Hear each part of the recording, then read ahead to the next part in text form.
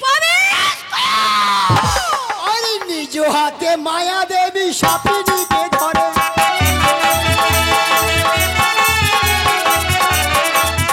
আরে প্রবেশ করিল দিয়া মেনের ভিতরে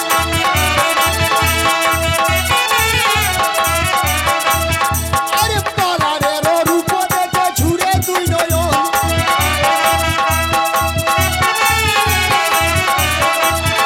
আরে কেমনে দেখছি বই আমি দুলভ লক্ষ্মীন্দর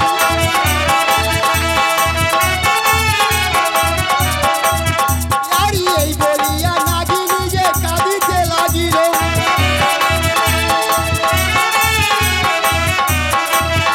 আরে নাগিনীর কান্না তখন মনসা শুনিল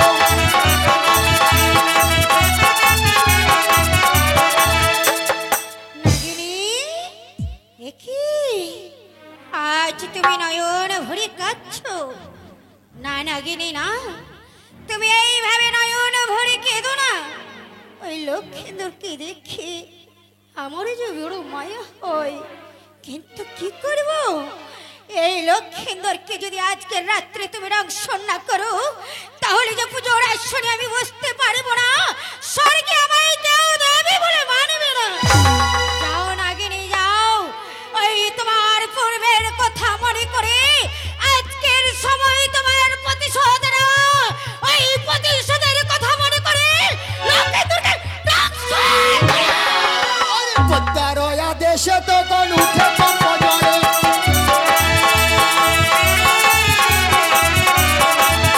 আরে প্রবেশ করিল গিয়া পালার পদ তলে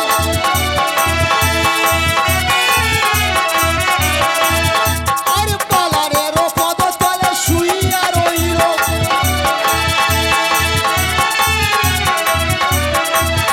আরে হিত বুঝিবার বালা লাথি দিল শিরে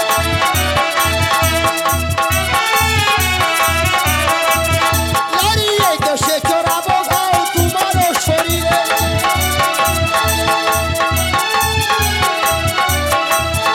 আরে সাক্ষী থাকো ধর্মরাজ আরো দেবগণ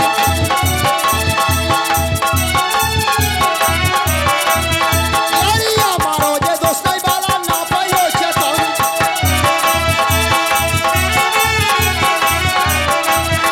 আরে কনিষ্ঠ আঙ্গুলে বালা মরিল কারণ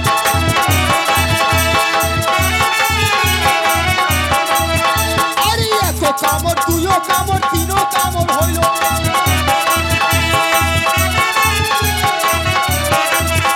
আরে নাগিনীর বিষ তখন জ্বলিয়াই উঠিল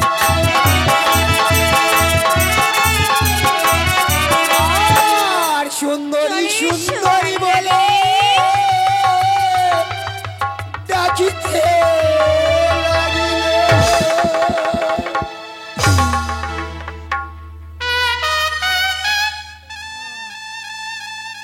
সে কি আমার পে রক্ত? এই রক্ত কোথা থেকে এলো? না না না, এই মেয়েটা ছিল সুতার সংসার, কি করে প্রবেশ করব তার উপায়? কাল তুমি আমাকে দংশন করছো, তোমাকে আমি কিছুতে যেতে পারবো না। কাল! পিতা! তোমার কথা শিখে আসো, আমাকে কাল টাকা দংশন করছে কাকুমণি, পিতা, মাতা, বেহুলা।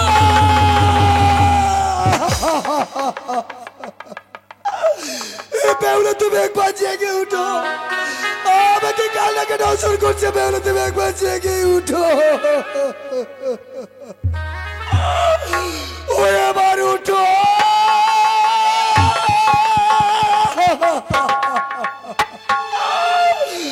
ও বেহুলা তুলো গো,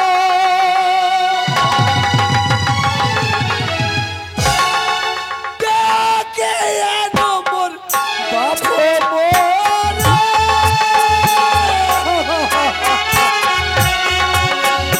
উঠো বেহুলা তুলো গো,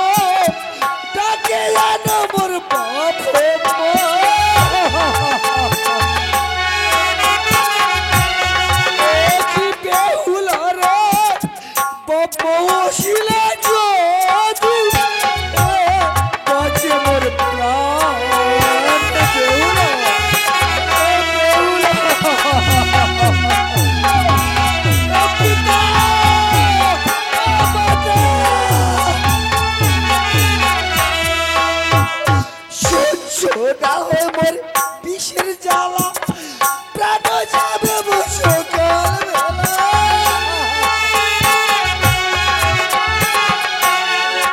ওরে সহ্য না হইব বিষের জ্বালা, প্রাণ যাবে সকালবেলা।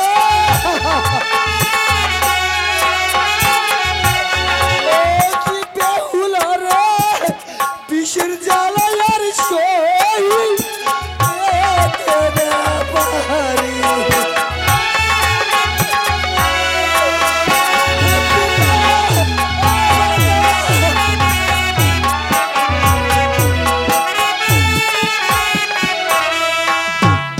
উঠো বেহুলা পিতা ধরি, আইনে দেব জলের ঝাড়ি।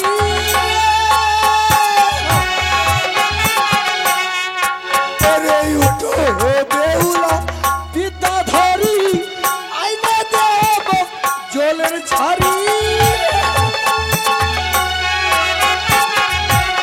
ও কি বেহুলা রে, জল খাইলে যদি বাঁচে মোর প্রাণ।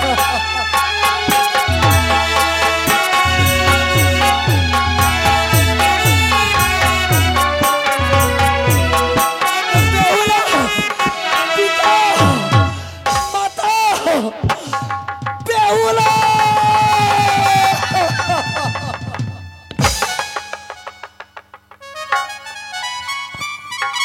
কি স্বপ্ন দেখলাম আমি, এই চোখে নিদ্রা আমার, আরেক চোখে নাই। আজকাল রাত্রে যা করে গোসাই, থেকে থেকে কেঁপে ওঠে আমার বাজনের রোল। জানো প্রভু, আমি স্বপ্ন দেখেছি তুমি মোর, আমি সতী, আমরা দুজনে শুধু করি গন্ডগোল। বাসর ঘরে জেলে রেখেছিলাম আমি, এই পরদিনের মাঝে যেদিকে দৃষ্টি করি সেদিকে দেখি আমি কাল লাগিনি। না, এই হতে পারে না প্রভু, প্রভু।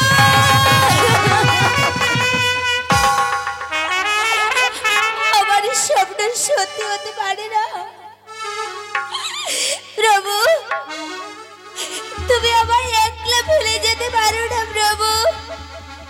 তুমি শুনছো, আমি তোমায় ডাকছি তো, তুমি কি আমার কথা শুনতে পাচ্ছ না প্রভু? হে প্রভু, কথা বলো না প্রভু।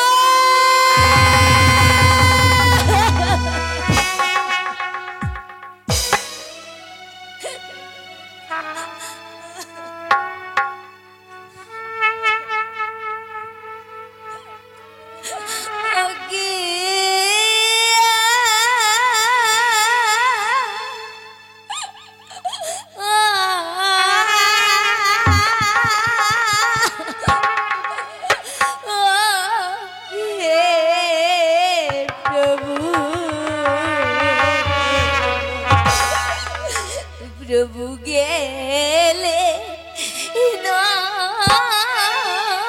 ছাড়িয়া,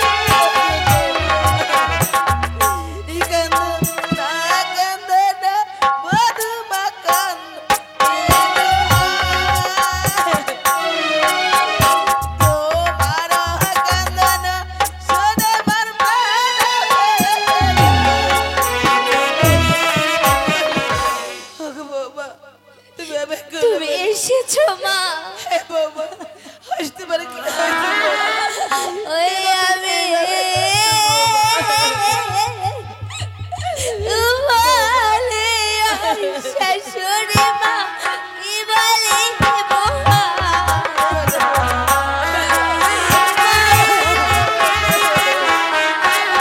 ওই হবে বলে ও শাশুড়ি মা কি বলে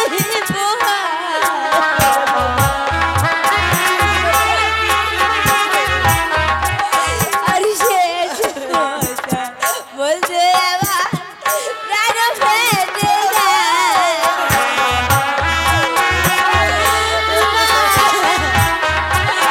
ওই আমি বলে ও শাশুড়ি মা কি বলি বয়া আজকে রাত্রে মৃত্যু হয়েছে স্বামী বাবা তোমার সন্তানকে রক্ষা করতে পারলাম না মা আমি পারলাম না তোমার সন্তানকে রক্ষা তোমার সন্তান যে তোমার কোনোদিন বাবুরে ডাকবে না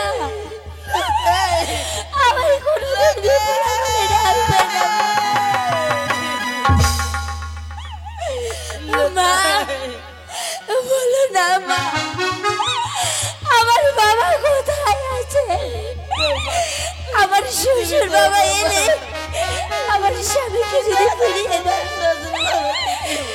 আমি আমার শ্বশুর বাবার কাছে যাব শ্বশুর বাবা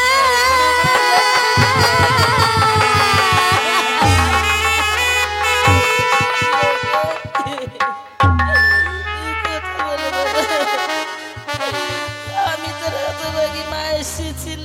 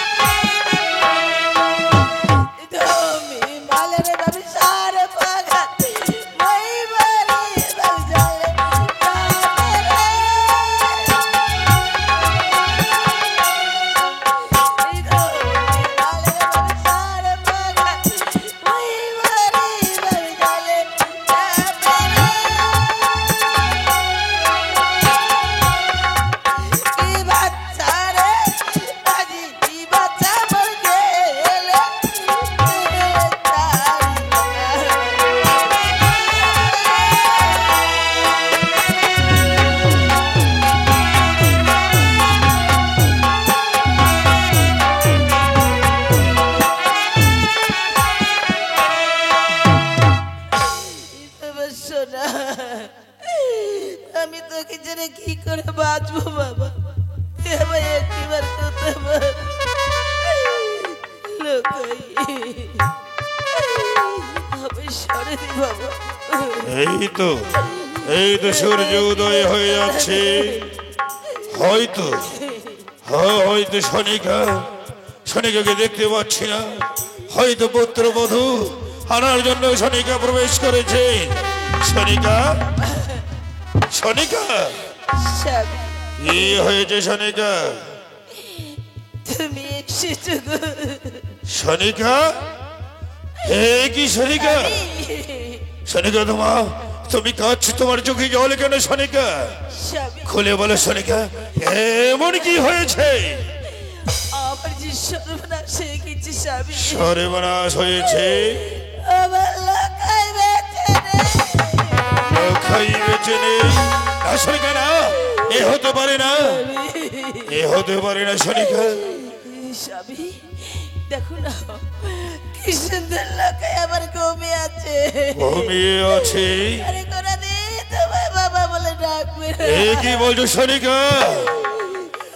ওরে লোক,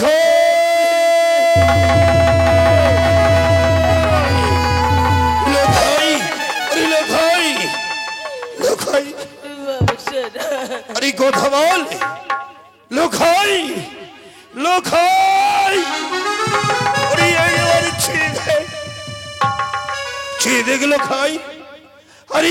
আরে তোর বাবা এসেছে। লোকাই, লোকাই কথা বলছে না। ওরে লোকাই,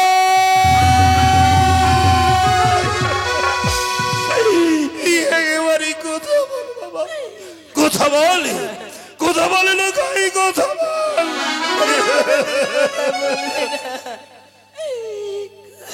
লোকাই কথা বলবে না? ওরে লোকাই,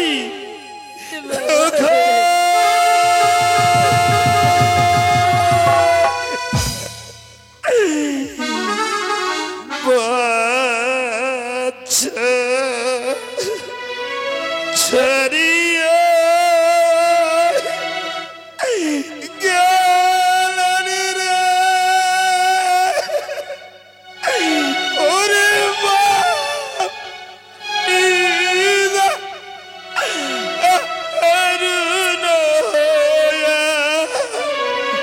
বাচ্চা ছাড়িয়ে গেলেন রে।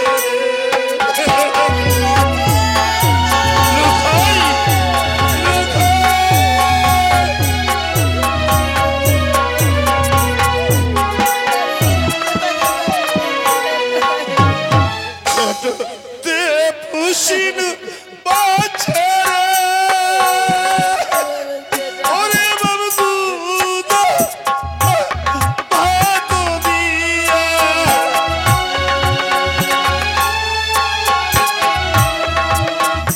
ছোট তে পুষিন বাচ্চা ওরে বাবা দুধ ভাত দিয়া।